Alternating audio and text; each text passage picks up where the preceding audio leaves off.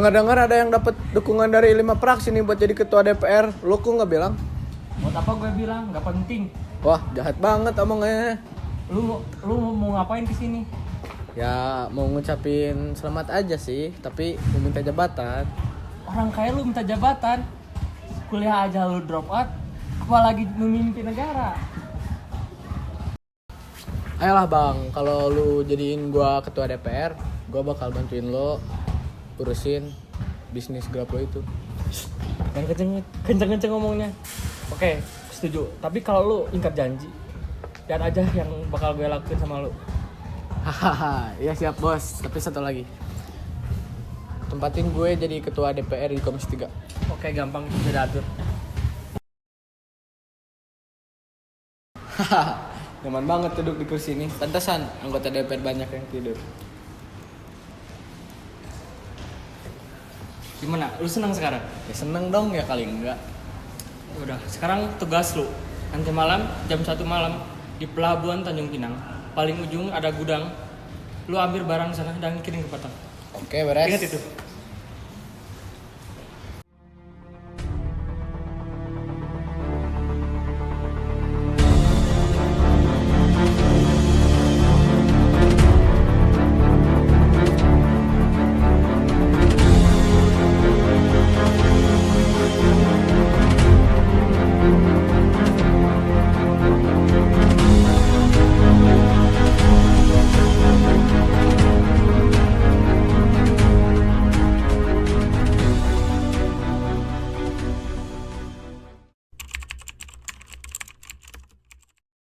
Udah 1 tahun dia ngejabat sebagai ketua Komisi 3, tapi gak pernah sekalipun muncul di pas sidang paripurna.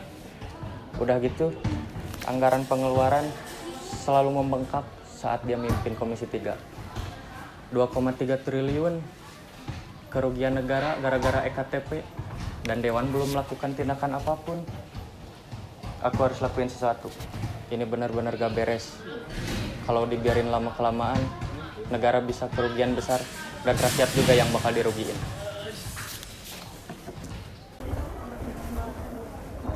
Halo Bu Jaksa, bisa ketemu nggak hari ini? Ada yang mau diomongin, penting banget. Oke, baik, saya ke kejaksaan sekarang. Anggaran pengeluaran bocor sampai 2,3 triliun tanpa ada kejelasan yang pastinya kemana larinya semua uang itu. 2,3 triliun? Anggaran EKTP? EKTP ditangani komisi kamu kan? Iya, ada satu orang yang aku curigai sebagai dalang di tindak korupsi ini. Siapa? Rega, ketua Komisi 3. Selama 1 tahun ini dia nggak pernah kerja apapun, selalu bolos sidang paripurna. Berkas-berkas di meja dia aja berantakan. Kerjanya cuma main game doang. Pertanyaannya, kenapa tindak korupsi sebesar ini bisa sampai gak diketahui sama ketua dewan? Dan kenapa dia bisa jadi ketua komisi? Gini aja deh. Kamu cari biodata tentang diri dia. Aku curiga ada tindak nepotisme dan kolusi. Di sini kita harus pastiin dulu semuanya sebelum pemanggilan di KPK. Oke, kalau gitu.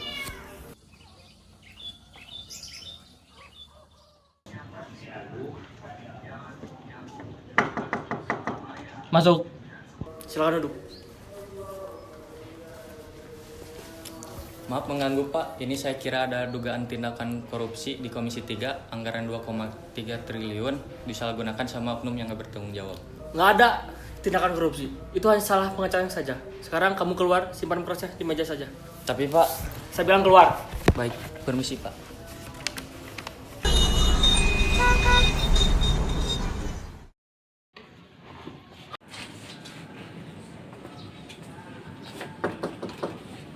Maaf Pak, mengganggu.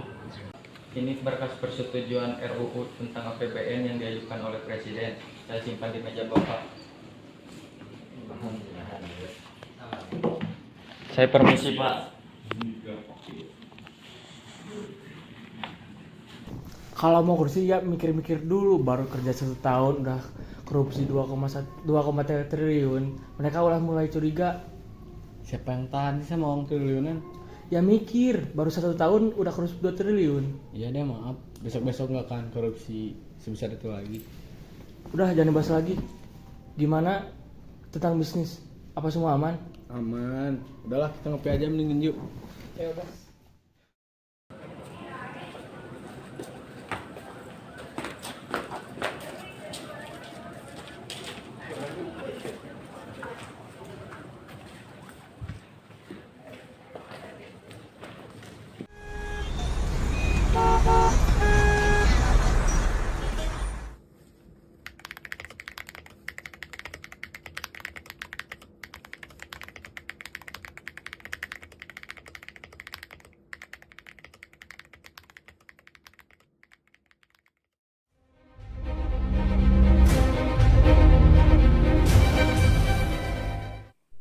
Ini udah 6 bulan semenjak berita tentang nepotisme dan korupsi mereka di-up ke publik. Mereka belum diadili sama sekali. Mereka benar-benar ngilang. Udah 10 kali panggilan, mereka selalu mangkir dari panggilan pengadilan.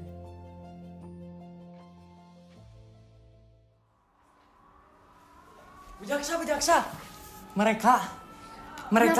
Kenapa? Pelan-pelan. Rega dan Radit. 2 jam yang lalu mereka ketangkap kamera lagi ada di bandara. Sekarang mereka lagi ada di rumah sakit Sentosa. Ayo cepat keluarin surat perintah penangkapan. Ayo cepat kita ringkus sekarang mereka.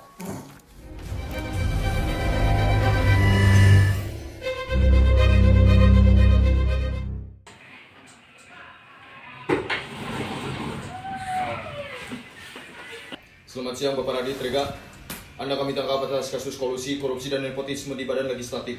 Dan juga kasus penyelundupan obat terlarang. Ini surat perintah penangkapannya. Salah orang, saya nggak pernah lakuin itu. Anda bisa jelaskan nanti di kantor. Anda berhak ikut kami dan diikuti oleh pengacara.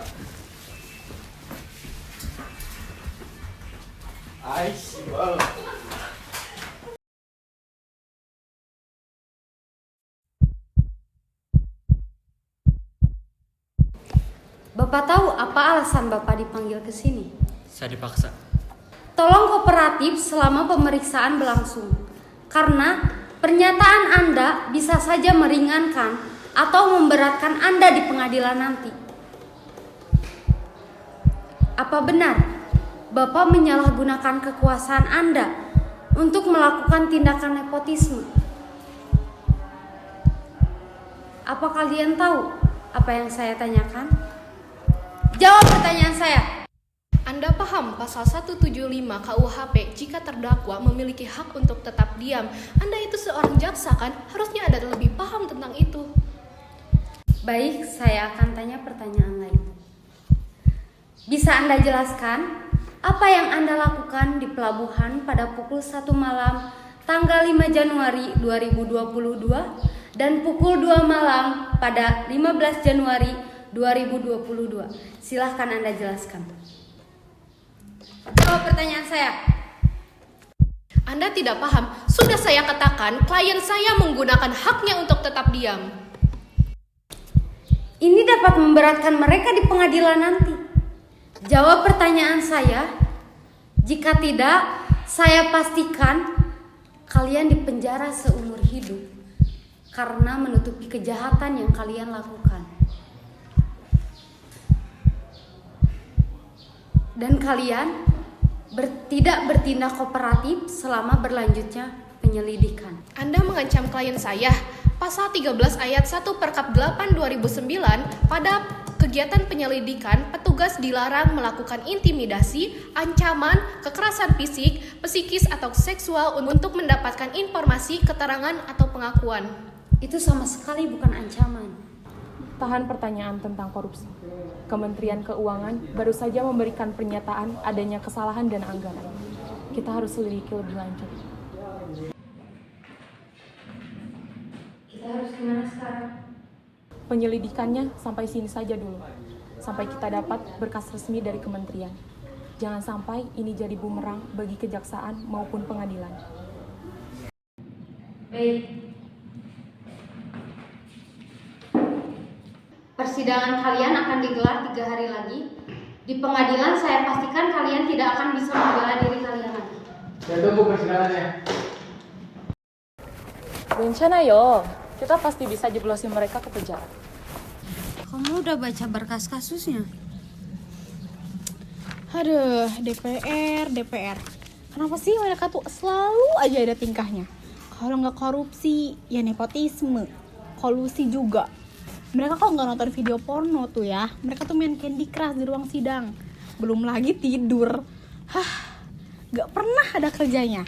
Sekalinya kerja, sidang, tuh pasti mereka tuh matiin mic orang.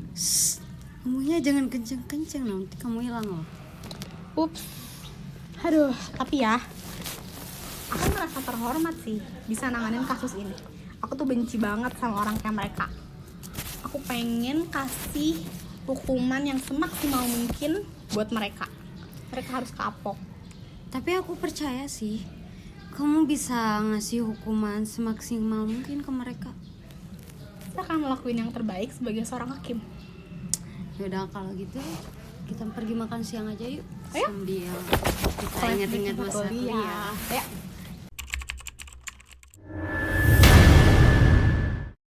Sidang putusan pengadilan Mahkamah Agung yang memeriksa dan mengadili perkara dengan nomor registrasi 29P/Garis-2023 atas nama terdakwa Rega Marco Firdaus Raditya Aleza Pratama dinyatakan dibuka dan terbuka untuk umum. Para petugas mohon hadirkan terdakwa dalam perkara ini.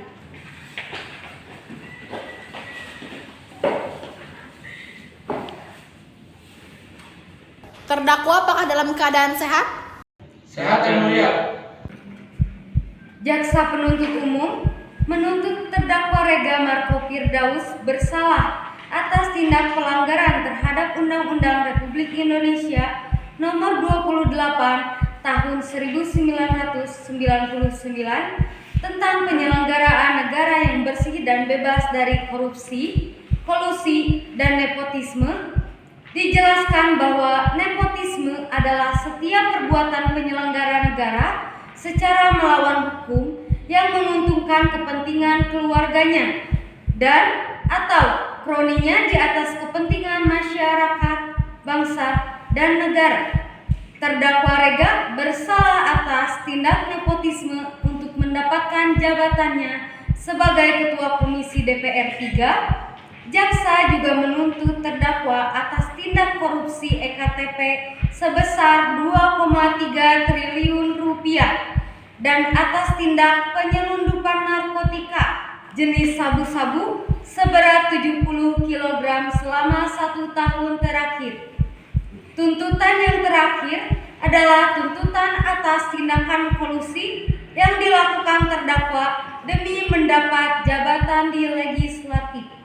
Terima kasih. Tuntutan selanjutnya, jaksa layangkan kepada terdakwa Raditya Aleza Pratama atas tindakan pelanggaran terhadap Undang-Undang Republik Indonesia Nomor 28 Tahun 1999 tentang penyelenggaraan negara yang bersih dan bebas dari korupsi, kolusi, dan nepotisme. Dijelaskan bahwa nepotisme adalah setiap perbuatan penyelenggara negara secara melawan hukum yang menguntungkan kepentingan keluarganya dan atau kroninya di atas kepentingan masyarakat, bangsa, dan negara. Terdakwa Raditya bersalah atas tindak nepotisme di Badan Legislatif.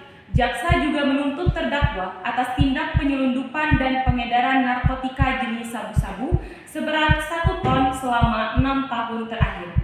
Terdakwa mengedarkan narkotika dengan menyelundupkan narkotika ke pelabuhan-pelabuhan tikus yang tersebar di penjuru negeri.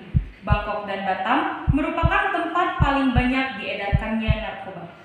Jaksa juga menuntut terdakwa atas tindakan kolusi dengan membuat kesepakatan dengan terdakwa yang lainnya untuk menjalankan bisnis ilegal ini. Cukup yang mulia. Baik, saudara terdakwa apakah sudah mengerti terhadap surat dakwaan yang dibacakan? Mengerti yang mulia. Apakah ada tanggapan? Saya serahkan itu kepada penasihat hukum. Baik, saudara penasihat hukum, apakah ada tanggapan atas surat dakwaan yang telah dibacakan? Izinkan saya menyatakan nota keberatan. Kami keberatan atas tuntutan jaksa yang menyatakan jika terdakwa melakukan 2,3 triliun rupiah. Pihak Kementerian Keuangan sudah memberikan konfirmasi jika terjadi kesalahan dalam anggaran dana EKTP. Dan kami membantah adanya tindakan korupsi. Itu terjadi karena kesalahan pihak Kementerian Keuangan. Kami juga keberatan atas tuntutan kolusi dan nepotisme yang dituntut oleh jaksa penuntut umum. Kami menganggap jaksa kurang memiliki bukti yang cukup kuat untuk menuntut ini terhadap para terdakwa. Terdakwa menjadi ketua DPR Komisi 3 dikarenakan memang terdakwa merupakan sosok yang kompeten dan memiliki jiwa pemimpin. Cukup yang mulia. Anda tidak membantah adanya tuntutan tentang penyelundupan narkoba? Sebenarnya itu Cukup jawab ya atau tidak? tidak yang mulia. Itu bohong yang mulia. Saya membantah atas tuntutan itu. Masih bisa membantah kamu? Bagaimana dengan ini? Kamu pasti tahu kan siapa yang ada di dalam foto ini? Kamu pikir pelabuhan tikus itu tidak ada kamera pengawas? Ini, biar kamu lihat dengan jelas siapa orang yang ada di sini. Dia warga negara asing, dia sudah dijatuhi bersalah atas tindakannya, dan dia sudah dihukum seumur hidup. Kau masih gak mengenal orang ini, masih mau membantah? Itu bukan saya yang mulia. Kurang jelas apa lagi ini? Bisa-bisanya kamu masih mengelak. Saya cuma disuruh yang mulia. Ya benar yang sebenarnya. Nah itu dia, secara gak langsung Anda mengaku kan kalau orang yang ada di foto ini adalah Anda. Maksud saya? Shut, diam. Terdakwa sudah 6 bulan absen dari penyelidikan. Terakhir alasannya menabrak tiang listrik. Apakah itu benar? Itu tidak seperti itu yang mulia. Jawab ya atau tidak. Iya yang mulia. Terdakwa Raditya, apakah Anda sedang sakit? Tidak yang mulia. Sepertinya 1 minggu yang lalu Anda tertangkap kamera sedang mengadakan sebuah pesta di salah satu bar di Singapura. Kenapa sekarang Anda tampak sedang sakit? Tidak yang mulia. Baik jika tidak. Saya akan bertanya pertanyaan yang lain. Sekarang saya yang bertanya kepada saudara Rega. 2 bulan yang lalu Anda membeli pulau Huifani di Maladewa seharga $9 juta atau sekitar 1,5 triliun rupiah. Dari mana kamu dapat uang sebanyak itu? Anda pikir saya pengangguran? Saya kerja.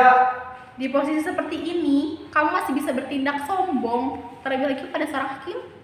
Anda tidak akan pernah bisa membuktikan saya bersalah dalam kasus ini. Mohon jaga sikap Anda.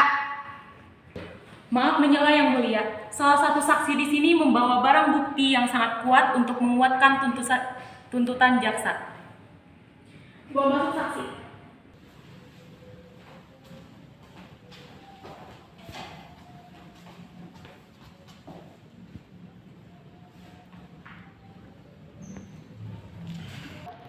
Saksi mohon ucapkan sumpah saksi yang akan saya baca. Saya bersumpah dan berjanji sebagai saksi. Saya bersumpah dan berjanji sebagai saksi. Akan memberikan keterangan yang sebenarnya. Akan memberikan keterangan yang sebenarnya. Tidak lain daripada sebenarnya. Tidak lain daripada sebenarnya. Saksi silakan dulu. Apakah benar Anda memiliki bukti yang berupa rekaman suara dari percakapan antara terdakwa? Benar yang mulia. Terima kasih. Hakim akan memutar video rekaman suara, mohon dengarkan dengan seksama. Kalau mau kursi ya mikir-mikir dulu, baru kerja 1 tahun udah korupsi 2,3 triliun. Mereka udah mulai curiga. Siapa yang tadi sama uang triliunan? Ya mikir, baru 1 tahun udah korupsi 2 triliun. Ya deh maaf, besok-besok gak akan korupsi sebesar itu lagi. Udah jangan bahas lagi. Gimana tentang bisnis? Apa semua aman? Aman. Udahlah kita ngopi aja mendingin yuk. Ayo guys. Keberatan yang mulia, barang bukti bisa saja direkayasa. Yang mulia, barang bukti sudah kami serahkan ke forensik digital sebelumnya. Barang bukti ini sudah dipastikan keaslian dan kebenarannya. Yang mulia, rekaman suara ini diambil pada tanggal 8 November 2023, hari di mana mereka tertangkap kamera di salah satu coffee shop di Jakarta Selatan pada saat sidang paripurna Komisi 3 sedang berlangsung. Petugas, tolong. Silakan 15 menit. Permisi Bu Jaksa. Ini berkas yang Anda minta. Saya menerima laporan ini dari Kementerian Keuangan tadi pagi. Baik, terima kasih ya. Sama-sama. Mereka nggak akan bisa angkat kepala mereka lagi sekarang.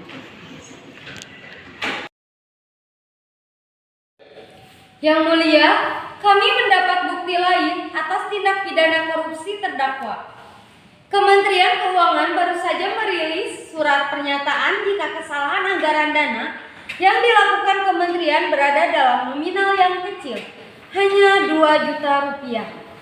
Sedangkan dana yang hilang mencapai 2,3 triliun rupiah. Terdakwa Rega ditetapkan bersalah. Keberatan, yang mulia, itu bisa saja tidak konkret.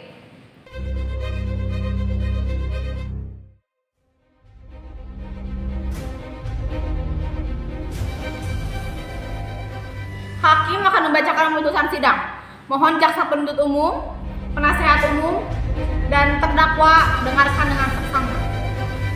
Terdakwa Raditya Leza Pratama terbukti bersalah dan terbukti telah melanggar undang-undang dijerat dengan pasal berlapis. Pasal 22 Undang-Undang 28 1999 yang mengatur tentang kolusi dan nepotisme. Pasal 114 ayat 1 UU Narkotika dan pasal 2 ayat 2 UU Nomor 31 tahun 1999. Terdakwa Raditya Leza Pratama dijatuhi hukuman mati. Selanjutnya terdakwa Rega Marco Firdaus terbukti bersalah dan terbukti telah melanggar undang-undang dijerat dengan pasal berlapis pasal 221 ayat 1 angka 2 Kitab Undang-Undang Hukum Pidana KUH Pidana, pasal 22 Undang-Undang 28 1999 yang mengatur tentang kolusi dan nepotisme, pasal 114 ayat 1 UU Narkotika dan pasal 2 ayat 2 UU Nomor 31 tahun 1999. Terdakwa Rega Marco Firdaus dijatuhi hukuman mati. Sidang resmi ditutup.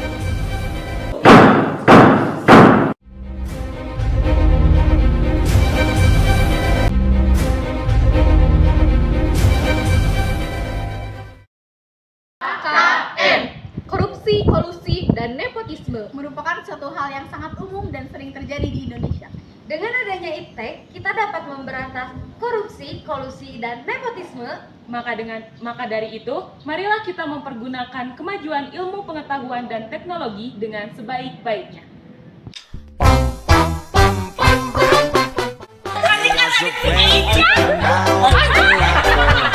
She wasn't nervous as she could be. She was afraid to come out of the locker. She was afraid that somebody would say, 2 or 3 or 4, tell the people. It was an itsy-bitsy yellow that she wrote for the first time today. An itsy-bitsy yellow bikini. So when the locker she wanted to stay. Sorry ya, aduh. This is Chogil. Minta foto dulu, minta foto.